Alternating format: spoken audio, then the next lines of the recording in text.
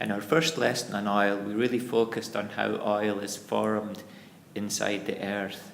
But for this second part, we're thinking about oil and us, oil and human beings, and how use of oil has affected human society and is affecting the environment.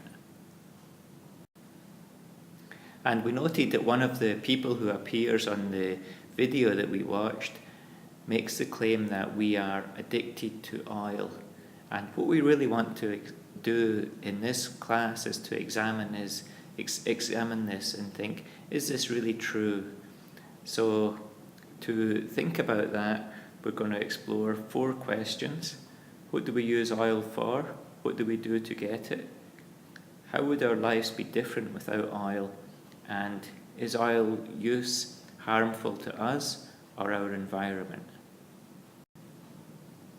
What does it mean to say that we are addicted to oil? Well, in simple terms, in an addiction, I would say that the addict is dependent on the substance, so has to keep using it, even though he or she may know that it is harmful. So an addict tries not to think of long-term consequences, but only short-term gain. So we'll keep that definition of addiction and addict in mind as we think about the question, are we addicted to oil?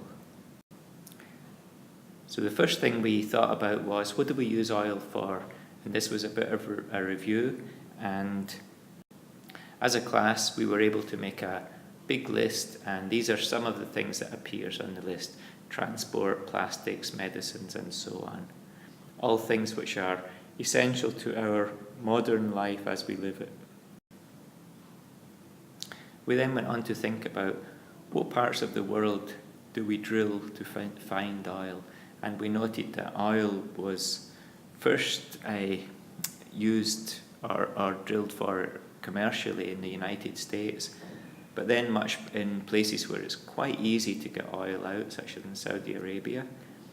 But now we're looking for oil in places which are much more challenging, such as here we have oil exploration in the Arctic, in Alaska, and this picture here is in the Mexican Gulf, where we drill for oil in water as deep as 2,000 meters or more. And then there's also the issue that, what are we doing to find oil? Well, many people think that we are fighting wars to find oil.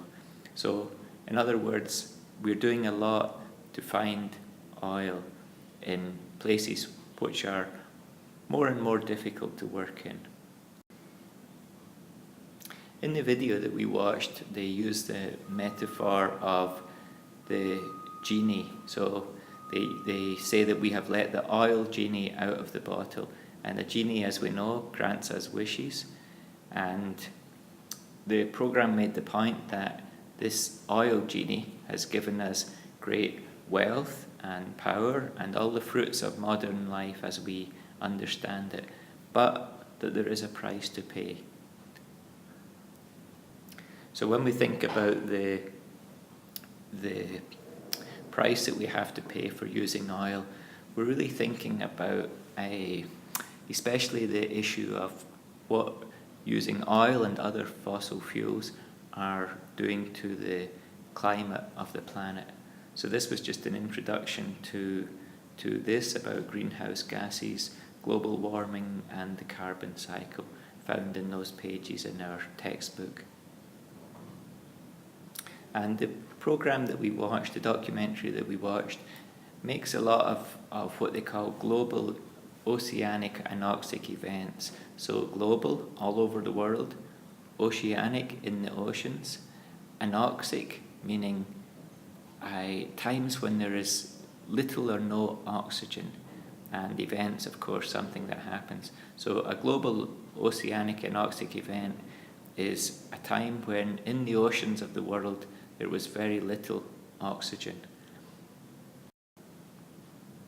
This picture here tries to show the process by which these anoxic events occur. So if we start with, this is thinking back to the Jurassic period. There is a lot of volcanic activity, and that leads to a rise in carbon dioxide. Carbon dioxide, of course, a greenhouse gas, so this leads to increased temperatures. And at this time in the Earth's history, temperatures were much higher than today. There were no ice caps at the poles, for example. So with increased temperature, we have more evaporation, more humidity, and more violent storms. And what that means is that more organic material is washed into the oceans. So with the high temperatures and with that organic material in the oceans, we're set for a growth in algae and phytoplankton in the oceans. And this in itself can lead to a reduction in the oxygen in the ocean. And as oxygen concentrations get lower, hydrogen sulfide concentrations can rise. And hydrogen sulfide is a poisonous gas. So with the reduced oxygen, the increased hydrogen sulfide, what we can get is mass extinctions of marine life. But this serves to correct the system, because as marine life dies, then carbon is deposited in the oceans. And as carbon is deposited in the oceans, there's reduced carbon in the atmosphere. With that, a decrease in temperatures. Ice returns to the north and south poles, and ocean currents can operate again, and life can go back to more of a normal situation. And according to the programme, the real danger of our use of oil and other fossil fuels now is that our use of fossil fuels is resulting in a rise in carbon dioxide, which is resulting in increased temperatures and could begin a series of events which result in global anoxic events, as has happened in the past. So this sets the scene for thinking about alternative energy sources, renewable energy sources, instead of using fossil fuels.